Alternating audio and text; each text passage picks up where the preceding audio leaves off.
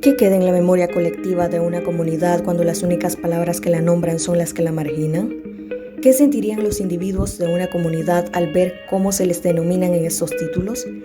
La respuesta en ambas preguntas coincide. Segregación territorial.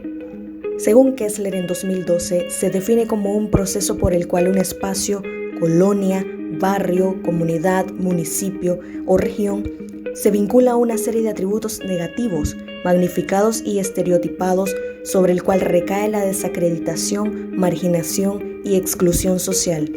Esa estigmatización se extiende a quienes habitan el territorio, viviendo sus consecuencias de manera diferenciada.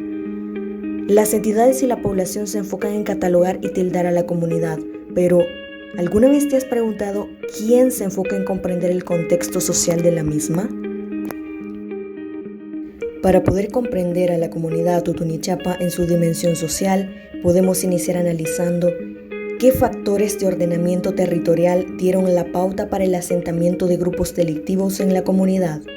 Para ello, es necesario remontarnos a 1991, cuando la fundación de la comunidad Tutunichapa coincide en el tiempo con el fin del conflicto armado salvadoreño, en el cual durante todo su apogeo se conoce que el Estado buscó centrar sus recursos en operaciones militares y de seguridad, dejando de lado la inversión en infraestructura urbana, vivienda social y servicios básicos en barrios populares como Tutunichapa, en los cuales se asentaban las poblaciones más vulnerables, que también habían sido la más afectada durante este conflicto, debido a que la combinación de la falta de estos factores anteriormente mencionados con la ubicación de las periferias del centro urbano creaban viviendas que no cumplían con las necesidades básicas, pero que eran asequibles para este tipo de población. Abonado a ello, la configuración y ordenamiento urbano de Tutunichapa se caracterizaba por callejones angostos, pasajes sin salida y densidad habitacional elevada, configuraciones que dificultaron la vigilancia policial y el acceso de servicios de emergencia. En este contexto, los grupos delictivos visualizaron estos nichos urbanos y que se creaban gracias a esta configuración como refugios ideales para narcomenudeo y puntos de control territorial, instalando rangos de vigilancias en calles y lotes abandonados. Esta autonomía barrial consolidó el poder paralelo al del Estado, donde la imposición de reglas y cobro de extorsiones se convirtió en la realidad de la aplicación de violencia sistemática ejercida a los habitantes de este asentamiento.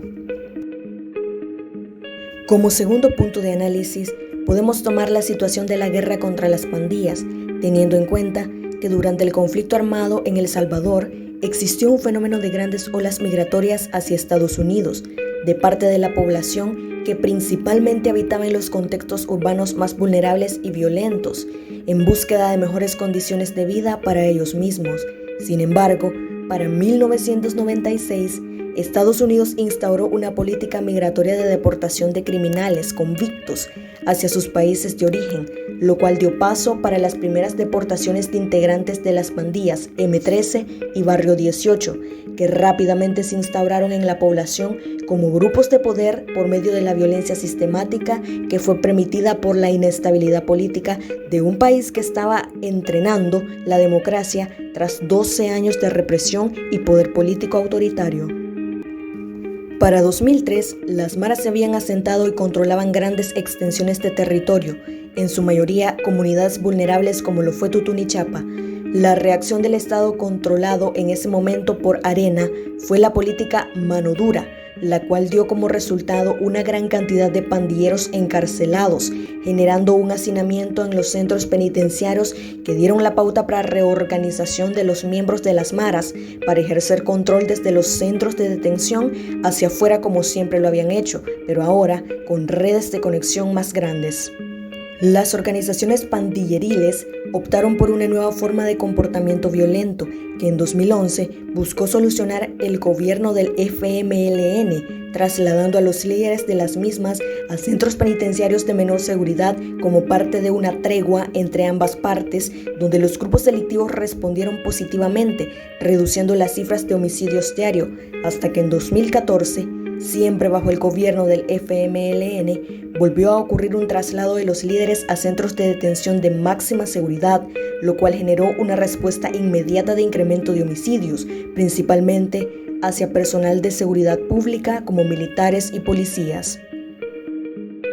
Bajo este contexto,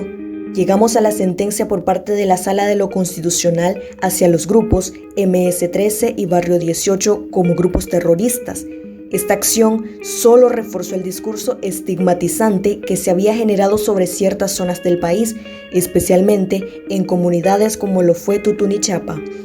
en ser catalogadas como cuna de las maras, en donde a todos los habitantes pertenecientes se les tachaba con el título de pandilleros por habitar en ese espacio.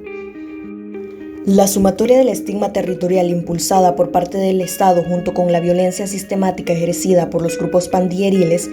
abrió paso a una dinámica grupal e identidad barrial que se adoptó como estrategia de supervivencia por los habitantes de la comunidad, en donde, al verse limitados en sus opciones sobre cómo habitar el espacio por estar bajo el control de las pandillas, se veían ahorillados a acoplarse y relacionarse con estos grupos delictivos, especialmente en los jóvenes, y generar una dinámica de grupo en donde eran cómplices y víctimas al mismo tiempo de la violencia ejercida por parte de las maras, ya que aquellos que no fueran del acuerdo a las reglas establecidas por este grupo de poder eran amenazados de muerte o directamente asesinados. El ejemplo de ello es la frase que caracterizaba a las organizaciones pandilleriles: ver, oír y callar, en donde se puede entender una clara amenaza hacia aquel que no se acoplara a las reglas impuestas. La identidad barrial en Tutunichapa surge entre los habitantes al compartir la misma historia y sufrir el mismo estigma por entes externos que los catalogan como parte de grupos delictivos por habitar la comunidad y que al mismo tiempo no los dejan integrarse a una dinámica o espacio diferente.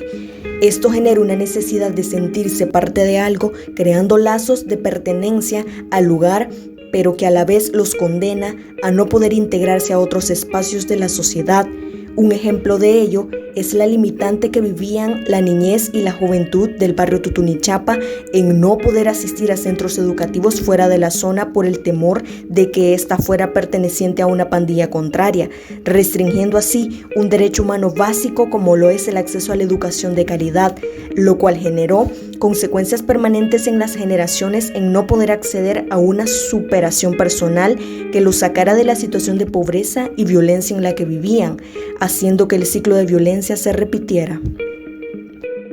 En la actualidad, la comunidad Tutunichapa ha sido liberada de la violencia estructural que ejercían las pandillas sobre sus habitantes, pero la huella de estigmatización territorial sigue pesando sobre ellos y sus generaciones más jóvenes, de los cuales muchos de ellos se avergüenzan de la historia que los persigue. La solución de esto no es solo reprimir y perseguir a los habitantes de una comunidad o barrio catalogado como peligroso, sino que está en resignificar la historia de la comunidad. Un ejemplo de ello es el abordaje que se ha dado en la Comuna 13 en Medellín, antes catalogado como el barrio más peligroso del mundo por ser un centro de narcotráfico y violencia guerrillera entre los años 2001 y 2003, y en donde actualmente se ha resignificado la historia por medio del arte urbano. Este tipo de resignificación no es ajeno a contextos como el de la comunidad Tutunichapa, donde también existen lazos comunitarios fuertes que, si son reconocidos y potenciados, pueden convertirse en el motor de una transformación profunda, más allá del control policial, una transformación desde adentro, desde la gente, donde prevalezca el concepto de comunidad sobre el de una zona marginal.